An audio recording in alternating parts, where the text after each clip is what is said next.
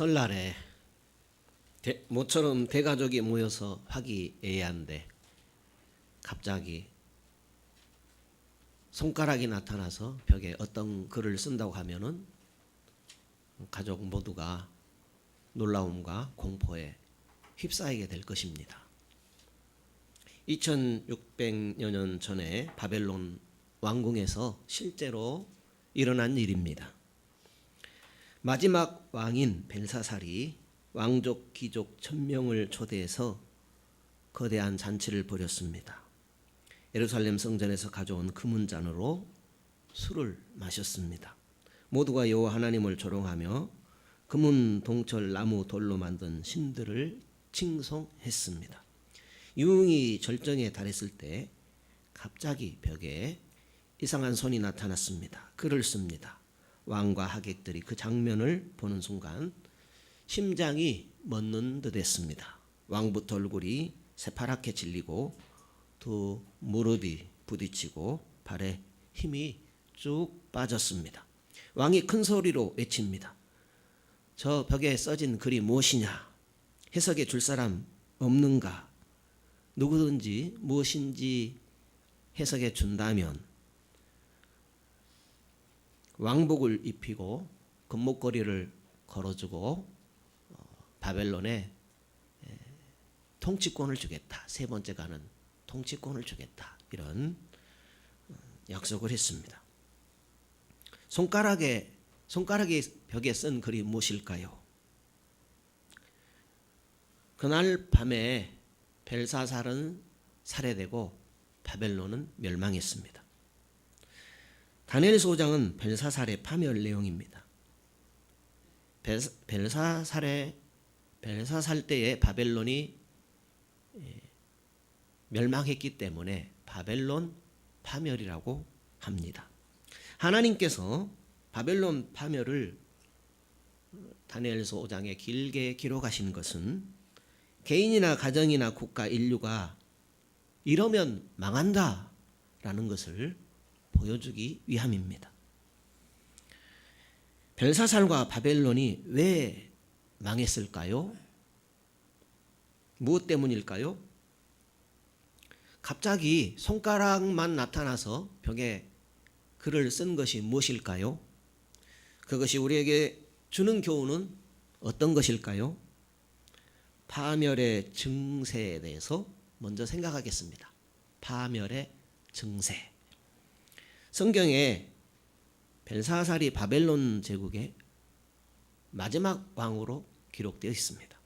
세계 역사를 보면 바벨론의 마지막 왕은 나보니더스로 되어 있습니다.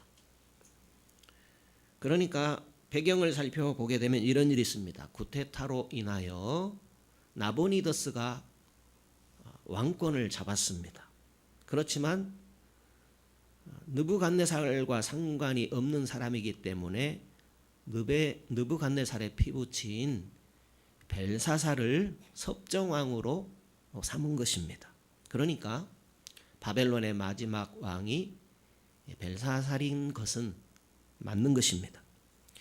메데 바사군이 바벨론을 2~3개월 포위하고 있을 때 벨사살은 포위된 상태에서 왕궁에서 잔치를 벌입니다.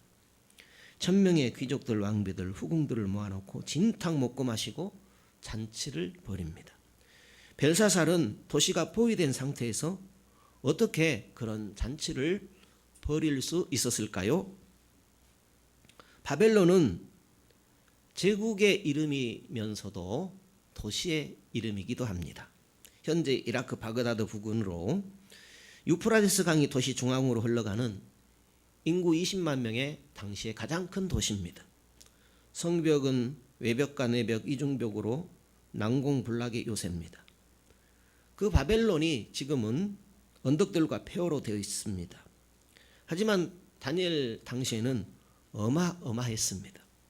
학자에 따라서 바벨론 도성 성벽이 길이, 높이, 너비 등 차이는 있습니다. 그렇지만 어마어마하다는 것만은 동일합니다. 대체적으로 성벽의 길이가 27km 됩니다. 굉장히 먼 거리지요. 성벽 두께는 7m고 높이는 28m. 그러니까 보통 요즘 아파트 높이가 되겠습니다.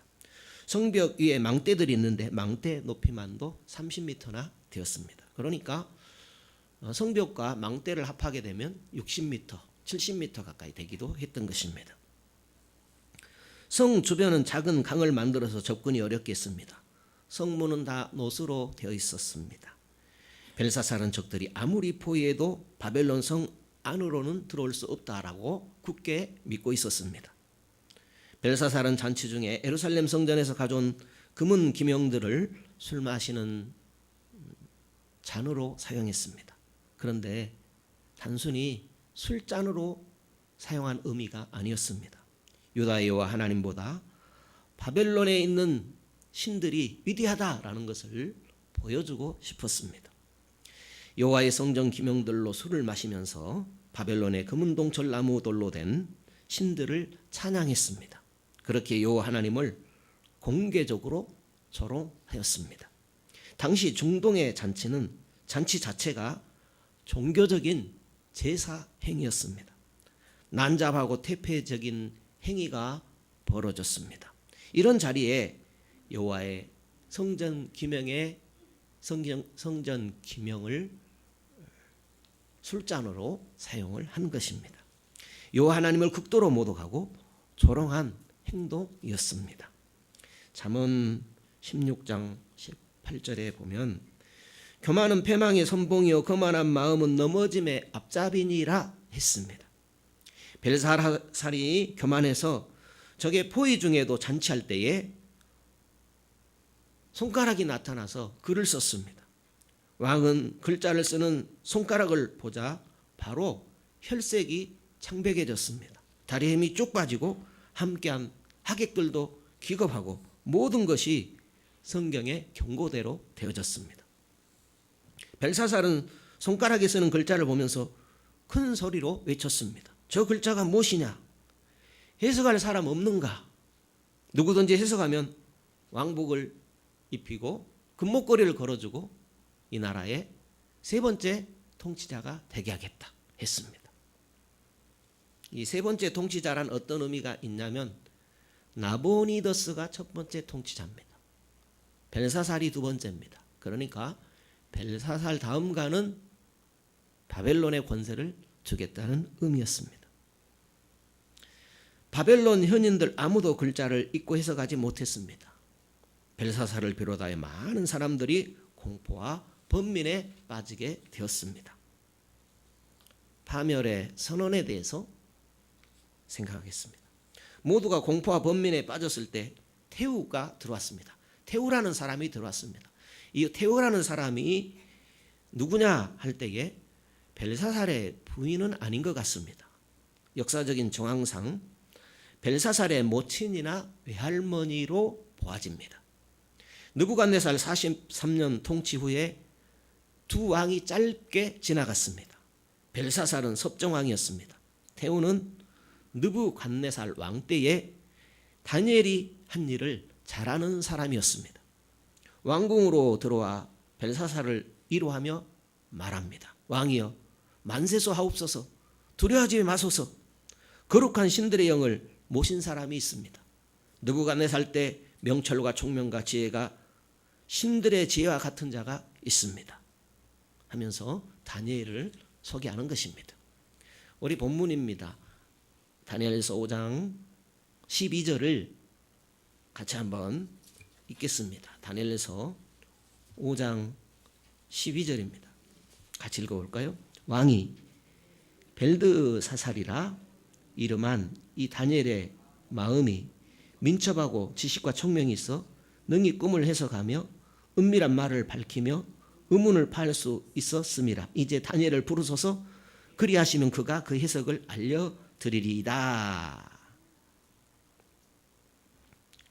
다니엘이 벨사살 앞에 나타났습니다. 당시에 다니엘은 10대 소년이 아닙니다. 40대 중년도 아니고 80대 노년 상태입니다. 벨사살이 묻습니다. 13절 이하에 네 속에는 신들의 영이 계셔서 명철과 총명이 비상하다고 들었다. 너는 어려운 문제도 풀고 해석할 수 있다고 들었다. 만일 분벽에 그를 해석해 주면 왕복을 입히고 최고의 보물을 줄 것이며 이 나라의 세 번째 통치자가 되게 하겠다 하는 말을 합니다. 그때 다니엘이 이렇게 대답하지요. 17절입니다. 읽어볼까요? 다니엘이 왕에게 대답하여 가로되 왕의 예물은 왕이 스스로 취하시며 왕의 상급은 다른 사람에게 주옵소서. 그럴지라도 내가 왕을 위하여 이 글을 읽으며 그 해석을 아시게 하리이다. 왕을 위해서 아무 대가 없이 이 글을 해석해 드리도록 하겠습니다 하지요.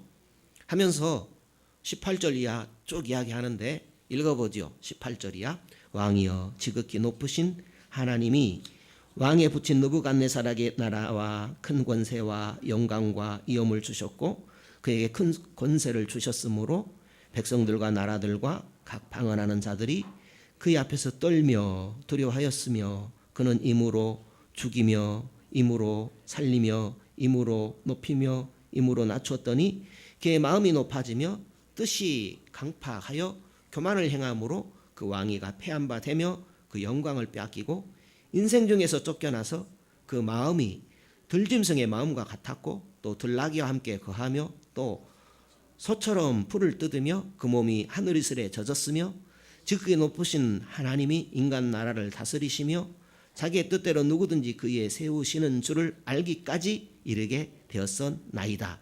벨사살이여 왕은 그의 아들이 되어서 이것을 다 알고도 오히려 마음을 낮추지 아니하고 도리어 스스로 높여서 하늘의 주제를 거역하고 그전 기명을 왕의 앞으로 가져다가 왕과 기인들과 황후들과 빈궁들이 다 그것으로 술을 마시고 왕이 또 보지도 듣지도 알지도 못하는 금은 동철과 목석으로 만든 신상들을 찬양하고 도리어 왕의 호흡을 주장하시고 왕의 모든 길을 작정하시는 하나님께는 영광을 돌리지 아니한지라. 이러므로 그의 앞에서 이 손가락이 나와서 이 글을 기록하였나이다.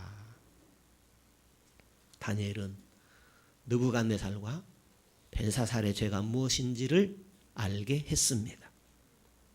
그들의 죄가 무엇입니까? 다시 요약하자면 권력은 하나님께로부터 온 것입니다. 최고의 권력을 주신 하나님을 무시했습니다. 임으로 죽이고 살리고 임으로 높이고 낮추었습니다. 교만하고 완악했습니다. 부친이 들 짐승처럼 된 것을 알고도 겸손하지 않았습니다. 자신을 하늘의 주제보다 높였습니다. 성전 기명으로 술 마셨습니다. 부도덕과 성적으로 문란했습니다. 금은동철 목석의 우상들을 찬양했습니다. 호흡과 인생을 주장하시는 하나님을 영화롭게 하지 않았습니다. 다시 요약하면 교만하여 자신을 하나님보다 높였습니다. 생명과 인생을 주장하시는 하나님을 무시했습니다. 하나님의 성전 기명으로 술 마시며 우상들을 하나님보다 더 찬양했습니다. 벨사살은 잘 알고 있었습니다. 선친, 부친, 삼촌이라고도 볼 수 있는 느부갓네살이 하나님 앞에 교만을 부리다가 7년 동안이나 짐승처럼 산 그 사실을 알면서도 그 죄를 반복했습니다. 다 알고서도 마음을 낮추지 않고 교만한 것이 핵심적인 죄였습니다. 알고도 그 죄를 반복한 것은 몰라서 지은 죄보다 더 악했습니다. 느부갓네살이 무엇 때문에 7년이나 짐승처럼 되었는지 그 사실을 너무나 잘 알고 있었습니다. 그럼에도 정신을 차리지 못한 것이 심각한 죄였습니다. 하나님은 그런 징벌을 알고도 같은 죄를 반복하니까 하나님을 무시하고 도전하는 행위로 본 것입니다. 예수님께서도 자신이 메시아이신 것을 표적으로 기적들을 많이 행하신 그 고을들이 회개하지 않을 때에 이렇게 말씀하셨습니다. 최후 심판 때에 소돔 땅이 너희보다 견디기 쉬우리라 말씀하셨습니다. 다니엘은 벨사살의 죄를 지적한 후에 손가락이 쓴 글을 해석하게 됩니다. 메네, 하나님이 바벨론의 시대를 세워서 끝냈다. 하나님이 다 헤아려 보았다라는 거예요. 데겔, 왕을 저울에 달아보니 부족했다. 베레스, 우리 성경에는 우바라스라고 되어 있는데 같은 말입니다. 베레스, 바벨론을 나누어서 메데바사 사람들에게 준바되었다 하는 뜻입니다. 메네데겔, 베레스, 여기 우바라스 같은 말입니다. 메네데겔, 우바라스, 베레스. 하나님께서 벨사사를 달아보니 부족했고 바벨론은 죄가 가득 차서 나누어서 메데바사에게 넘기운 바 되었다 하는 그런 뜻이었습니다. 그렇습니다. 하나님은 우리 모든 인간을 달아보십니다. 생각과 말과 행동을 달아보십니다. 달아보시고만 그치지 않으십니다. 결과에 따라서 갚으십니다. 은밀하게 보시고 갚아주십니다. 마태복음 6장 4절에 너의 구제함이 은밀하게 하라. 은밀한 중에 보시는 너의 아버지가 갚으시리라 했습니다. 사무엘상 2장 3절에 한나라는 사무엘의 어머니는 이런 고백을 합니다. 여호와는 지식의 하나님이라 행동을 달아보시느니라 했습니다.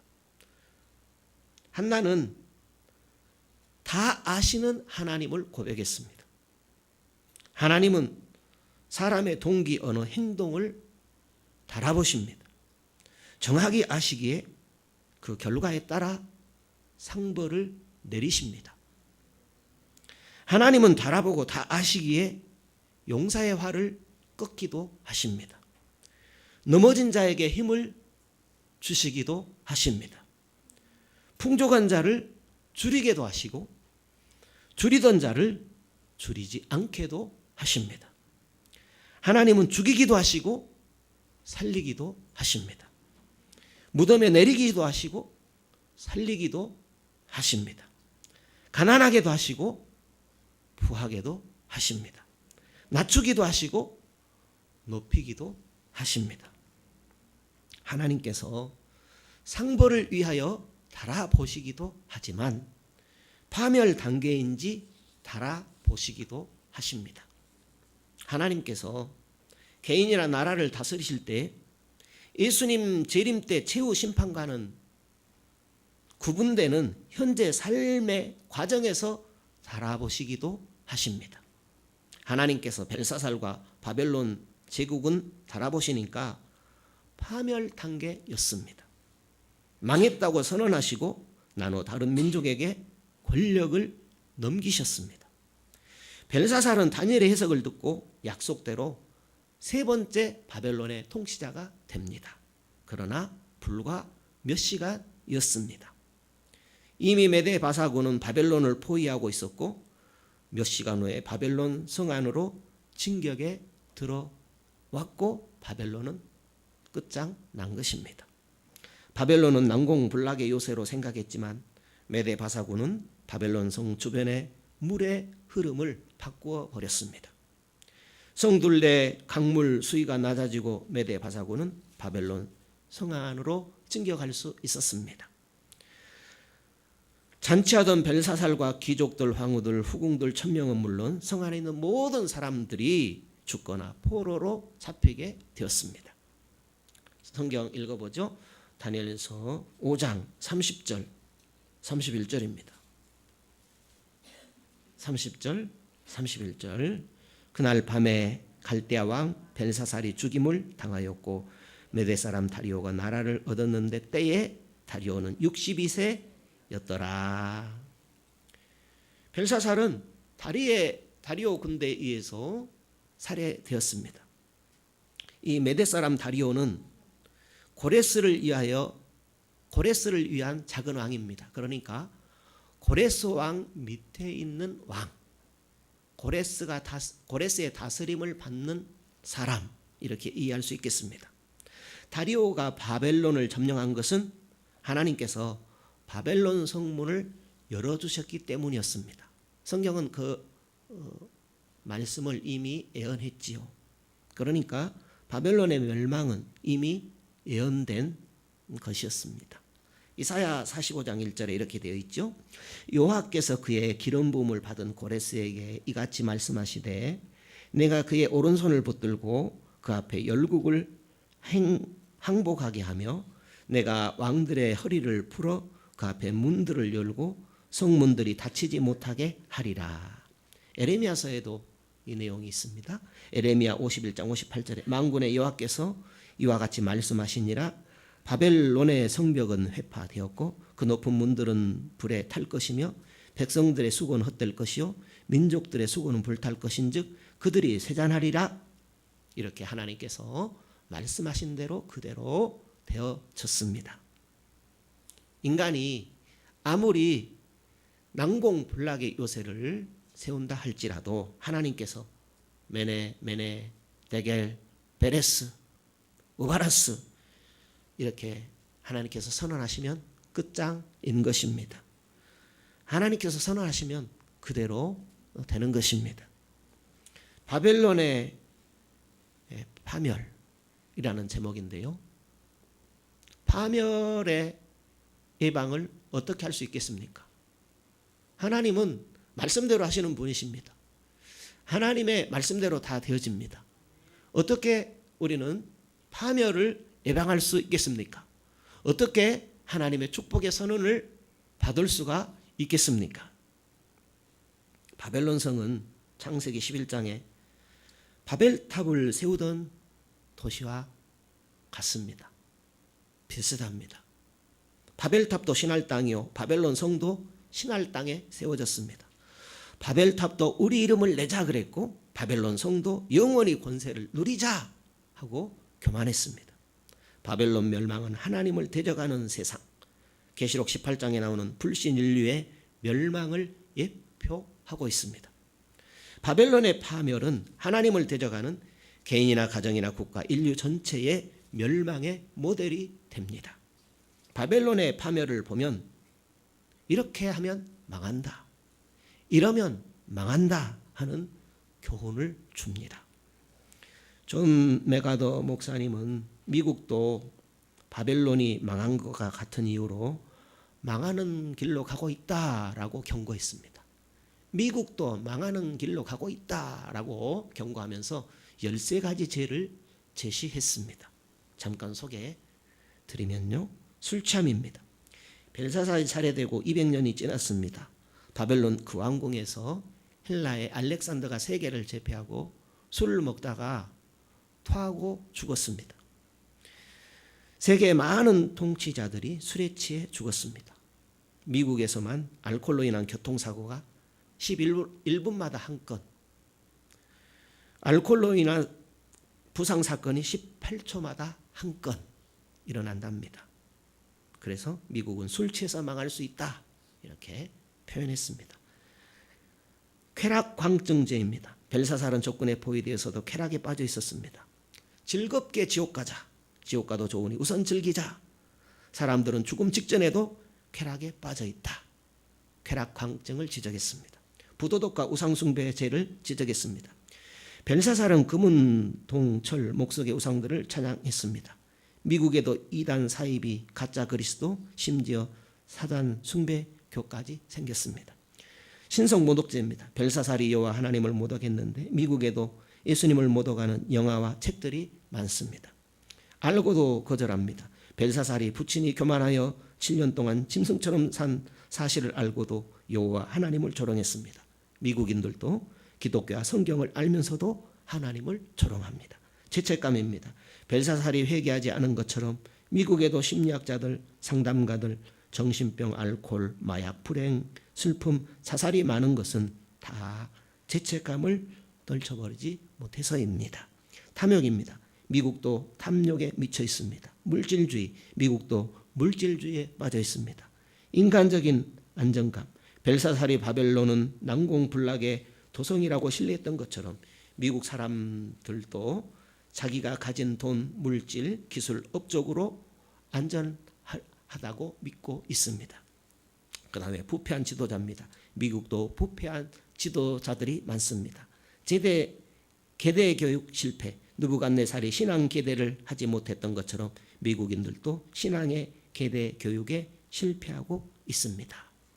교만입니다. 미국 사람들도 마음을 낮추지 않고 교만합니다. 이렇게 13가지 죄를 지적하며 망하는 길입니다 라고 제시를 했습니다. 느부갓네살과 벨사살을 파멸로 이끈 죄를 3가지로 정리할 수 있습니다. 개인, 공동체, 국가, 인류가 망하는 것은 하나님 앞에 교만하기 때문입니다. 교만하면 하나님을 무시합니다. 하나님을 무시하면 하나님 주신 말씀을 거절하지요. 하나님 주신 말씀은 뭐예요? 선하게 살라, 정직하게 살라라는 거죠. 그러니까 도덕과 하나님 주신 도덕과 윤리를 무시하는 것입니다. 교만입니다. 하나님보다 자신을 더 높이는 것입니다. 하나님 무시하는 것입니다. 하나님의 절대 다스리심을 부인하고 우상들을 섬기고 하나님을 알고도 무시하고 신앙 계대를 잊지 않고 물질을 하나님처럼 섬기고 하는 것들을 하나님을 무시하는 것이라고 합니다. 성도 여러분, 우리가 받은 신앙을 후손들에게 계대하지 않으면 그것은 하나님을 무시하는 죄가 되는 겁니다. 자녀들이 하나님 믿던가요? 말로 믿던가요? 비로도 안 믿습니다. 도덕적 상실입니다. 도덕성 상실, 부패한 지도자, 독재, 탐욕, 술 취함, 성적 문란 등 미국만이 아닙니다. 한국은 물론 세계 모든 사람이 스스로 교만하고 하나님을 무시하고 부도덕으로 다 망하는 길을 가는 것입니다. 이것이 극심해질 때 하나님께서 달아보시고 끝났다고 선언하시면 파멸인 것입니다. 우리는 극단적인 예를 오늘 벨사살의 경우에서 찾아볼 수 있습니다. 근래 역사에서는 이라크의 후세인의 경우를 예로 들 수가 있겠습니다. 후세인이 최고의 권력자, 최소한 아랍의 영광이 되어 보고자 했지요. 자신의 이름을 느부갓네살 왕 옆에 적으라고 그렇게 명령했었죠. 후세인은 권력의 정점에 올라서 하나님을 무시하고 미국 앞에서도 거만을 떨다가 폭정에 폭정을 거듭하다가 결국 파멸의 길로 가게 된 것입니다. 바벨론 파멸은 지금 세상에도 파멸의 경고를 보내고 있습니다. 나는 벨사살이 아니니까 상관없어 한다면 파멸의 경고를 무시하는 것입니다. 나는 파멸 단계가 아니야. 아직도 안전해. 메네, 데겔, 베레스, 우바라스 이런 파멸 선언은 내게는 합당치 않아. 착각할 수도 있습니다. 우리 본문에서 내가 망하는 길로 가고 있는가? 흥하는 길로 가고 있는가? 질문을 던진다고 하면 우리 각자는 받을 교훈이 있습니다. 예를 들자면 교만하면 망한다 할 때에 교만하면 누구든지 망할 수 있잖아요. 그러니까 교만하면 망하게 된다 할 때에 우리는 어떤 적용을 할 수 있겠습니까? 조금이라도 교만하게 되면 우리는 돌이켜야 하지 않겠습니까? 내 속에서 조그마한 교만이라도 발견된다면, 인정된다면 내 속에 망조가 있구나. 속히 돌이키자 하면서 겸손해지도록 힘써야 하지 않겠습니까? 또 하나님을 무시하면 망한다 할 때, 왜냐하면 하나님을 무시하면 망할 수 있잖아요. 그러니까 하나님을 무시하면 망한다 이런 말씀을 그냥 흘려만 듣지 말아야 되잖아요. 하나님을 우리가 모독하거나 무시하지는 않는다 할지라도 멀리하고 있다면 그거 하나님 무시하는 거 아니겠습니까? 돌이켜서 하나님을 가까이 할 일이 아닐까요? 부도덕하면 망한다 할 때 도덕을 버리면 망하는 거 아니겠습니까? 내게도 탐욕이 있고 부패와 안악함과 성적 문란 요소가 발견된다면 바로 돌아서서 도덕적으로 깨끗해지려고 노력해야 할 일이 아니겠습니까? 교만, 하나님 무시, 부도덕, 망하는 길이라고 할 때에 단지 망하고만 마는 문제는 아닌 것 같습니다. 다른 것이 걸려 있습니다. 사람들에게 무시당하느냐, 인정받느냐 하는 문제, 멸시당하느냐, 존경받느냐 하는 문제, 악한 영향을 미치느냐, 선한 영향을 미치느냐 하는 문제, 후손들에게 부끄러운 선조냐, 자랑스러운 선조냐 하는 문제, 무엇보다도 하나님께 영광을 돌리느냐, 하나님을 무시하느냐 하는 문제입니다. 권력이 아무리 대단하고 그 사람이 성공해도 도덕적으로 도덕성을 상실하게 되면 얼마나 무시를 당하는지 알지 않습니까? 도덕적으로 깨끗할 때에 사회적으로 존경과 인정을 받지 않습니까? 교만하고 하나님을 무시하고 도덕성 상실의 문제는 벨사살이나 권력자들의 문제만은 아닌 것 같습니다. 우리 모두의 문제입니다. 우리 모두 교만하거나 하나님을 무시하거나 도덕적인 상실에 빠지게 되면 결국 망하는 길을 가고 있는 것입니다. 존경이나 인정을 받지 못하고 선한 영향을 주지 못하고 좋은 유산을 남기지 못하고 하나님의 영광을 가리는 길을 가게 되는 것입니다. 어떻게 하면은 하나님의 축복 선언의 삶을 살아갈 수 있을까요? 어떻게 하면은 하나님께서 복 주시는 삶을 살아갈 수 있을까요? 스스로 겸손하며 하나님을 신뢰하며 도덕적 유지의 길로 가면 하나님께서 인정하시고 복을 주시지 않을까요? 어떻게 스스로 겸손하며 하나님을 신뢰하며 도덕성을 유지하는 삶을 살아갈 수 있을까요? 좀 번연은 이런 말을 남겼습니다. 밑에 있는 사람은 떨어질까 두려워하지 않습니다. 낮은 사람은 교만하지 않습니다. 겸손한 사람은 항상 하나님을 가이드로 삼을 것입니다 했습니다. 존 파이퍼 목사는 겸손해지는 6가지 방법을 제안했습니다. 자신을 자랑하지 말고 하나님만 자랑합시다. 모든 것이 하나님의 선물임을 인정합시다. 하나님께서 우리의 삶 전체를 주관하심을 인정합시다. 본래 죄인이 하나님의 은혜로 구원받았음을 인정합시다. 섬김을 받기보다 섬기십시다. 섬기는 사람이 위대한 사람임을 인정합시다. 이렇게 6가지를 제시했습니다. 하나님만 사랑, 하나님의 선물, 하나님의 주권, 하나님의 구원, 섬김의 본, 이 모든 것이 예수 그리스도 안에 있습니다. 빌립보서 2장 5절 이하에 그리스도는 하나님이시지만 하나님과 동등됨을 취할 것으로 여기지 아니하시고 자신을 낮추셨습니다. 자신을 비우시고 낮추시고 종이 되셨습니다. 하나님을 절대 신뢰하시면서 하나님의 뜻을 이루시기 위해서 죽기까지 순종하셨습니다. 우리가 그리스도 안에 있어 예수님의 마음을 품을 때에 스스로 겸손하고 하나님을 신뢰하고 높은 도덕성을 유지할 수 있습니다. 포도나무 가지처럼 예수님께 늘 붙어있는 길 외에는 스스로 겸손해지는 길이 없습니다.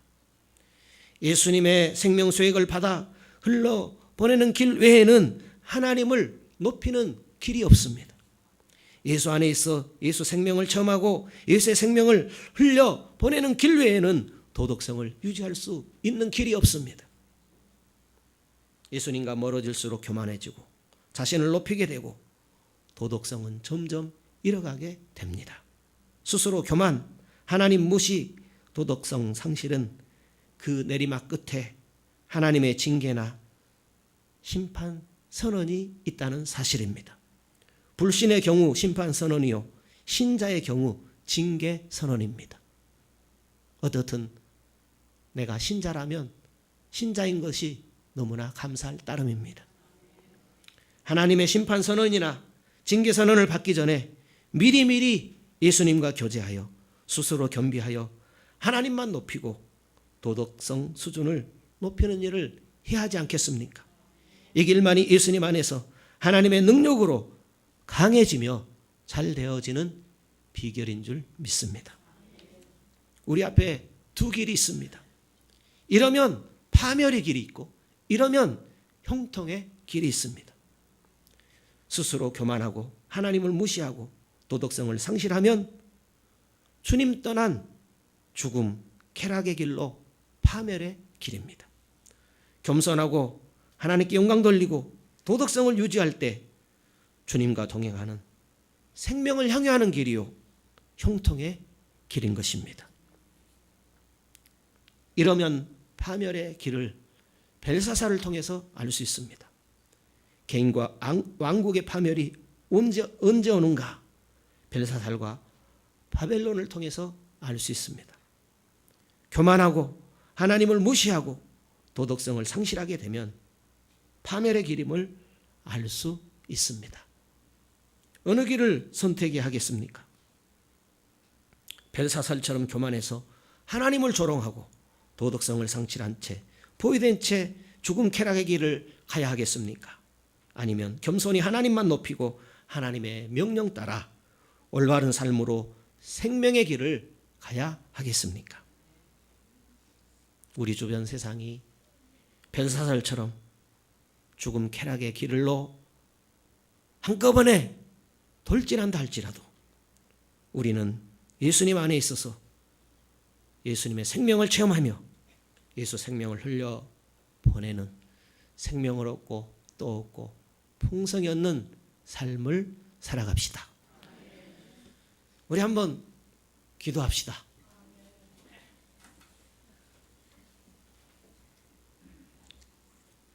이러면 파멸이라는 것을 말씀했습니다. 우리와 상관없는 것이 아니고 우리의 모습을 보여준 것입니다. 우리 앞선 나라들도 파멸의 길로 가고 있고 우리 역시 파멸의 길로 가고 있는 모습이 보인다면 주여 서로 속히 돌이키는 그런 은혜를 택하게 하시고 은혜로 말미암아 하나님 생명과 은혜가 충만한 삶을 살아가는 그런 성도 되기를 원합니다. 1, 2분만 우리 같이 기도합시다. 주여 한번 부르십시다.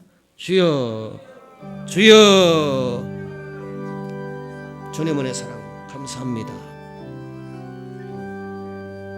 이 아침도 저희들을 공고하여 주시고 우리로 생명의 길을 가게 하심을 감사합니다. 주여 아버지 하나님 앞에 늘 겸손하기를 원합니다. 하나님만 높이기를 원합니다. 주님 뜻대로 살아가기를 원합니다. 내 마음 가운데 주님을 온전한 주로 모시고 주님 내 입술과 내 삶이 온전히 하나님을 인정하는 그런 삶, 하나님께 영광 돌리는 삶, 늘 예수님 안에 있어서 생명을 얻고 풍성히 얻는 그런 삶을 살아가기를 원합니다.